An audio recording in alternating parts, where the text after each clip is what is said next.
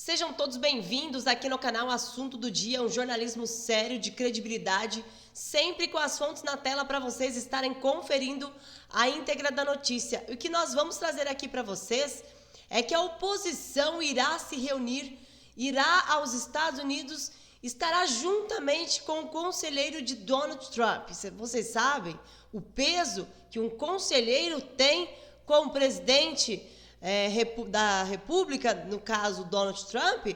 Pois bem, agora, pessoal, nós vamos aqui entender, saber quais são os deputados e senadores que comparecerão à posse de Donald Trump.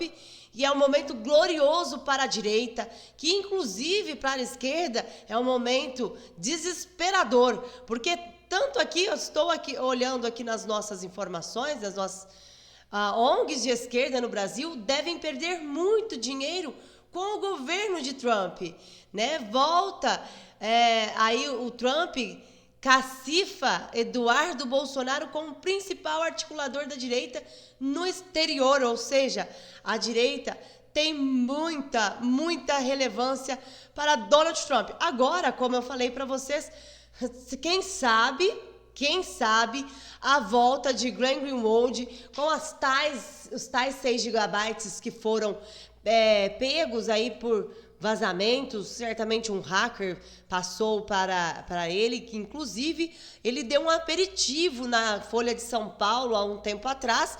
Agora ele voltou novamente a dar entrevista e algo surpreendente ele disse, né, sobre aí uma atitude de Mark Zuckerberg e mostrando que ele também virá sem medo após Donald Trump tomar posse. Lembrando que o Elon Musk será o ministro do governo de Donald Trump também. Pessoal, é uma palavra, Donald Trump aqui, Donald Trump ali, é o assunto. É o assunto principal da semana, será hoje, amanhã, será na segunda-feira, será durante a semana e pode ter certeza que será durante o ano todo, durante o governo deste atual presidente. No entanto, que o presidente brasileiro que está empossado aqui, que tomou posse em 2023 aqui, não foi convidado para a posse de Donald Trump. Que tapa na cara, né? Vamos aqui entender. Bem, como está aqui na Revista Oeste, um dos parlamentares, muitos parlamentares, 21 parlamentares no caso, se preparam, já estão lá nos Estados Unidos para a posse de Donald Trump, o momento que marcará a volta do republicano ao poder ocorrerá na próxima segunda-feira. Lembrando que Mark Zuckerberg, já veio aqui mostrando que ele está em alinhamento com Donald Trump para defender a liberdade de expressão.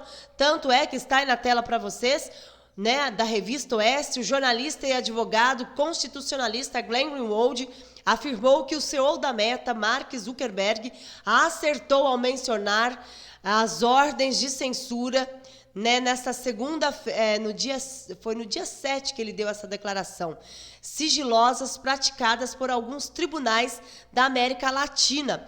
Em artigo publicado na Folha de São Paulo, mesmo local onde ele mostrou e fez denúncias graves sobre que o TSE, um gabinete especial do magistrado, relator dos atos do dia 8 de janeiro, estava usando indevidamente aí o relatório estava sendo feito e confeccionado de forma supostamente, aí podemos dizer, ilegais. Então, ele mostrou ao mundo, mas ele parou. De repente, assim, ele parou. Por quê? Porque ele mesmo disse que estava sendo ameaçado. Mas agora ele volta em um artigo publicado na Folha de São Paulo. Glenn ressaltou que há razões para haver oportunismo político na declaração do empresário Zuckerberg, mas o comentário associado ao Supremo Tribunal Federal está correto. Concordo com o Glenn Greenwald, assim como ele também, né? Nós não sabemos, ele, que infelizmente, através das mensagens que foram vazadas, da tal vaza-toga, acabou com toda uma operação que foi montada e desvendou vários crimes aí de recebimento de propina por políticos, empresários, Enfim, condenações foram proferidas, delações premiadas foram feitas e, inclusive, muitos empresários, o que aconteceu? Fizeram aí a delação premiada assumindo que receberam propina, mas, infelizmente, um só ministro, a tal de decisão monocrática, que precisa ser debatida lá na Câmara dos Deputados, um só ministro, com uma canetada só, absolveu todos esses empresários de pagar multa, o dinheiro que deveria voltar para os cofres públicos. Hoje, quem paga as contas é você, quando vai no supermercado, que compra um item que está mais caro, que hoje está, por exemplo, R$1, amanhã 2, depois amanhã 3, enfim. Ele disse assim, o Glenn Greenwald, independentemente das motivações, há um ponto em que Zuckerberg está inegavelmente correto. Em uma declaração amplamente entendida como direcionada ao Brasil e ao STF, o fundador do Facebook afirmou que países latino-americanos têm tribunais secretos que podem ordenar que empresas removam conteúdos de maneira silenciosa, escreveu. Como vocês viram, tribunais secretos. Não foi isso que Glenn Greenwald colocou sobre tais 6 gigabytes, algumas mensagens sobre os tribunais secretos, o que havia por detrás aí de toda uma organização de juízes, assessores na época do presidente do TSE. Então, pelo visto, o Glenn Greenwald voltará aí certamente depois da posse de Donald Trump. Glenn Greenwald explica que, apesar de Zuckerberg não ter citado expressamente o nome da Corte Brasileira, nem do ministro relator das milícias digitais em seu comunicado, o motivo pelo qual esse comentário foi associado ao Brasil é simples: isto aconteceu no Brasil. Ele falou com toda certeza, pessoal. Tanto é que, como eu falei aqui para vocês, que a oposição, parlamentares da oposição ao governo do presidente atual já estão nos Estados Unidos para acompanhar a posse do presidente norte-americano Donald Trump, marcada para a próxima segunda-feira, dia 20. A comitiva formada por deputados e senadores já tem uma reunião programada com o conselheiro de Trump, e também presidente de uma organização não governamental.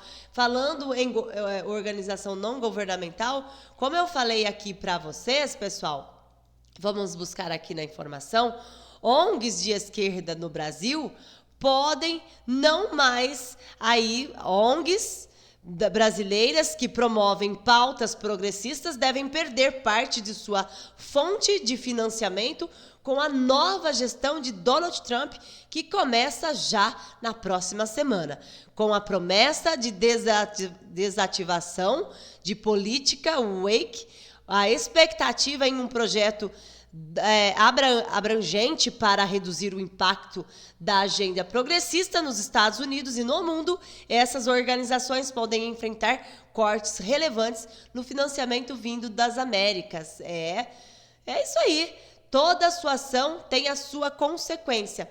Como eu falei para vocês, segundo o integrante da comitiva aí dos deputados, de parlamentares e senadores, né, deputados e senadores, a pauta do encontro ainda não foi definida. No entanto, declarações anteriores do conselheiro de Donald Trump sobre a situação política no Brasil indicam que o STF e o ex-presidente Jair Bolsonaro deverão permear as conversas. Na sexta-feira, Bolsonaro, como vocês sabem, teve o recurso quanto à devolução do seu passaporte negado.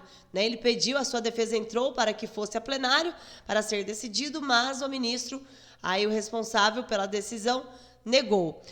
E como eu falei aqui para vocês, os parlamentares que estarão lá na posse de Donald Trump, não é certeza que todos vão poder estar na posse, né, no evento, mas estão nos Estados Unidos. Adilson Barroso, Bia Kicis, Cabo Gilberto Silva, Capitão Alden, Carla Zambelli, Coronel Coronel Crisóstomo, Coronel Fernanda, Eduardo Bolsonaro, Giovanni Cherini, Gustavo Gayer, Joaquim, Passarinho, Luiz Felipe de Orleans e Bragança, Marcel Van Hatten, claro, ele não poderia faltar, Marcos Polo, Maurício Marco, Maurício do Vôlei, Messias Donato, Sargento Gonçalves, Silvia OIP e Sóstenes Cavalcante. Faltou aí o Eduardo Girão, né? Faltou também o Rogério Marinho, mas eles estão aqui de longe, né, na torcida para que a posse de Donald Trump seja um ponto aí de recomeço para o nosso país e que vai ser, mas o que tem a ver a posse de Donald Trump? Tem tudo a ver. Espero que vocês vão ver as consequências deste atual desgoverno e também das atitudes judiciais que vêm muitas das vezes violando a nossa liberdade de expressão. Esperem para ver. Vou finalizando aqui este vídeo, agradeço a todos pela presença e participação. Deus abençoe a sua casa e até o próximo vídeo, se Deus quiser.